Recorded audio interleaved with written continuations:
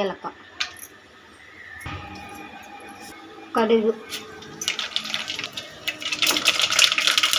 சோம்பு,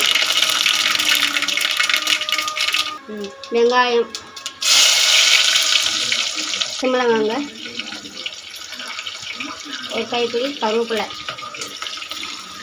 நல்லா வதக்கிக்கிறோம். இஞ்சி, பூண்டு, கிராம்பு, ஏலக்காய், பட்டை எல்லாம் அரைச்சி மிக்ஸ் பண்ணி குழம்புல போடுறோங்க. இதையும் நல்லா வதக்கிக்கிடணும். நல்லா ஒரு ப்ரௌன் கலரில் ஆகிற வரைக்கும் நல்லா வதக்கிக்கிட்டு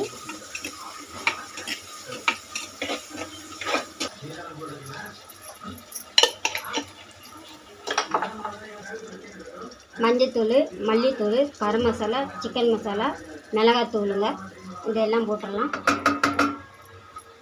போட்டு நல்லா மசாலாவில் வதக்கணும். பச்சை ஸ்மெல்லு போகிற வரைக்கும் நல்லா வதக்கிக்கிடணும்.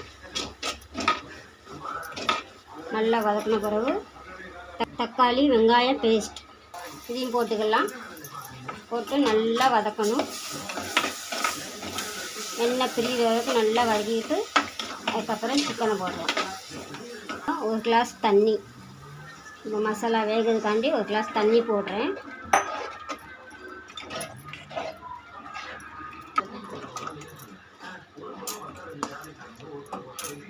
உப்பு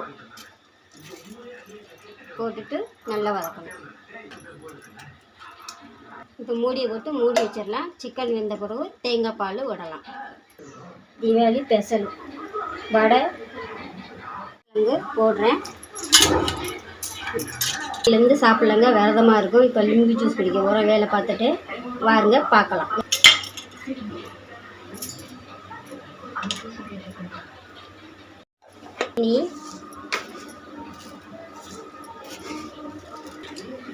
மிக்சியில் போட்டு ஒரு அடி அடிச்சுக்கிட்டு குடிக்கலாம். லிம்பு ஜூஸ் அடித்து மிக்சியில் அடித்து லெமன் ஜூஸ், தேங்காய் பால் போட்டுக்கலாம். திருநெல்வேலி ஸ்டைலு, நாங்கள் அந்தமானில் இருக்கோம். அதனால் இந்த கிரேவி எனக்கு ரொம்ப பிடிச்ச கிரேவி. எல்லாத்துக்கும் பிடிக்கும்னா பாருங்கள். இந்த மாதிரி பிடிச்சிருந்தா பண்ணி பாருங்கள், டேஸ்ட்டாக இருக்கும். வீட்டில் இன்றைக்கி சிக்கன் ஆயிடுச்சு. பிடிச்சிருந்தா லைக் பண்ணுங்கள், ஷேர் பண்ணுங்கள், சப்ஸ்கிரைப் பண்ணுங்கள் மக்களே. பாய்.